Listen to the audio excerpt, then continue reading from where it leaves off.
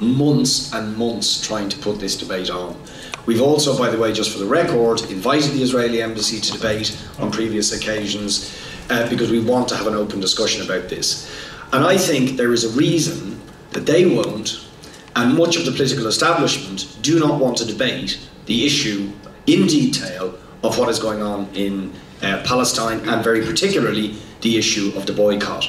Because I think when you move beyond the immediacy of this or that crisis, and Palestine always tends to be dealt with as an issue in the immediacy of a particular crisis, as if that crisis was somehow self-contained. Gaza, you know, the rights and wrongs of Gaza, the rights and wrongs of Lebanon, the rights and wrongs of this or that situation.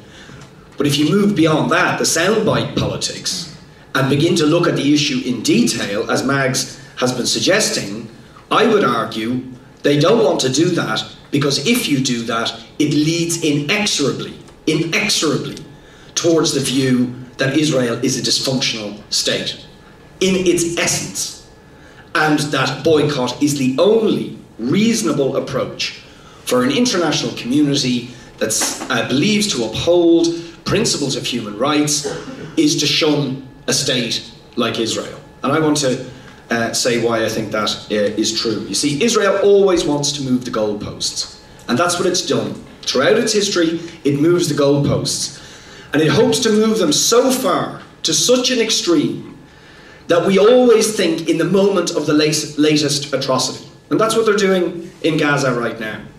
So if we move the goalpost to attacking the aid flotilla, questioning the motives of those who are trying to bring aid into Gaza, then the debate becomes, should we ease the siege or not?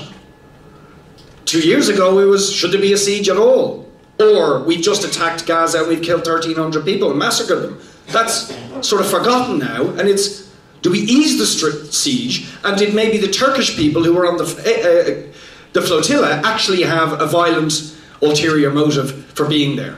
Move the goalposts, always move the goalpost. And that has been the history of Israel, because they want to move us away from the essential questions as to why there is a conflict. And therefore, I think in making the argument for the boycott, we have to remind ourselves of the essential questions. And let me just put a proposition to you. It seems to me the whole international community, pretty much, except for extremists, would say apartheid is wrong and must be dismantled. Ethnic cleansing is wrong, and any state that is based on it is a state that should be abhorrent to the international community. Racism is wrong, and any state that is based on it should be abhorrent to the international community. Nobody would argue with that in terms of South Africa. Nobody would argue that in terms of the ethnic cleansing and massacre of the Jewish people by the Nazis in the Second World War, or the ethnic cleansing in the Balkans. Nobody would argue it. I put it to you that that is a description of the Israeli state in its essence. And that is simply obviously the fact if you look at its history.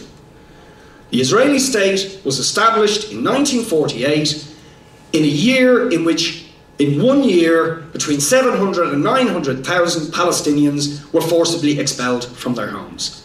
And as a result of that, 6 to 7 million Palestinians are now exiles, stateless, without rights, without identity, without passports. Their history and identity has been stolen from them. Okay? The state of Israel was constructed on the basis of that crime. That crime was then institutionalized in a thing called the law of return. It wasn't just a once-off event. It was institutionalized in the very legal structures of the state, that if you were Jewish, you had one set of rights. If you were Muslim or Arab, you had lesser rights. This law of return states that any Jewish person, even if they have never set foot in Israel, have no family connections whatsoever to it, can go tomorrow and claim citizenship in Israel, full rights, a home, a job, etc. And yet the people who lived there for generations, who were expelled in 1948, the founding laws of Israel explicitly prevent them from coming back and living in the place where they were born, or where their family origins are. Arabs who leave don't have the same rights even to return. Okay, so at its core, at its essence, this isn't the action of one or other Israeli government at a particular point in time. This is in the essence of the state. Denial of rights to one population on the basis of their nationality, as Palestinians, as Arabs, priority given to another race on the basis of their religion and race. That is unacceptable, surely. You don't have to be radical, you don't have to be extremist to say it is unacceptable. Move the story on. 1967, the occupation of what are now called the Palestinian territories in Gaza, the West Bank. Those places have been under military occupation ever since, in defiance of international law.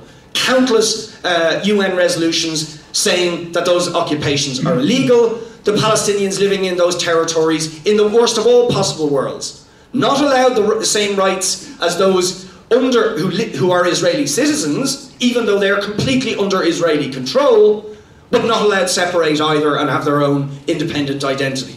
No rights. Just left in a complete limbo as human beings, with no rights, no identity.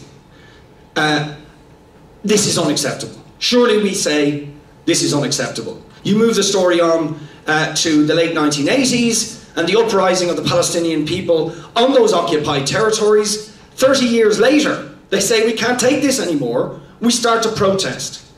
And it's worth saying, when they start to protest, there is no Hamas. I got involved in politics because I was there in Israel in 1987-88, and I wasn't a political activist. In fact, I went there believing that Israel had a right to exist because Jews have been so terribly persecuted, which they were, in the Nazi Holocaust. But when I arrived in the country, I knew within days this was a dysfunctional entity. It was a state built on racism. The Palestinians I was working with on Jewish farms were treated like animals. Like animals. I couldn't believe it.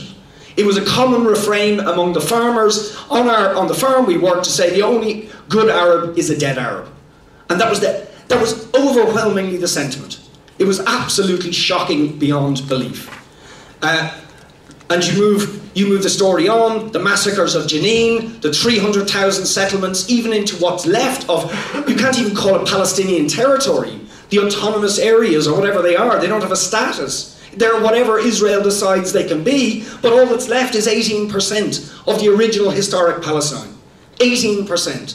And they keep moving in, and even that 18%, they don't control the air, they don't control the access via sea, they don't have any rights, they're not even allowed to bring in tomato paste, macaroni, pencils, building materials into that miserable impoverished 18% where they have no rights. You couldn't make it up.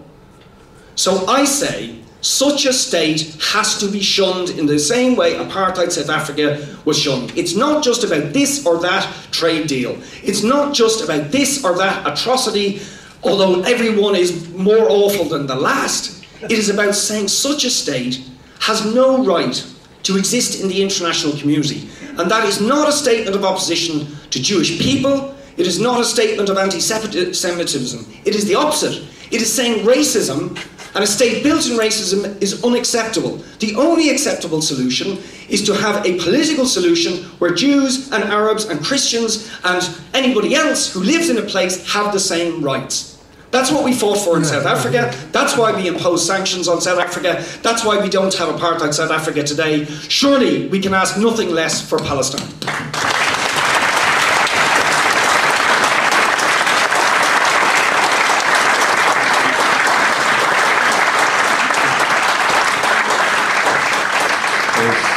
Thanks, Richard. Now we are going to open it to the floor. I just have a few comments.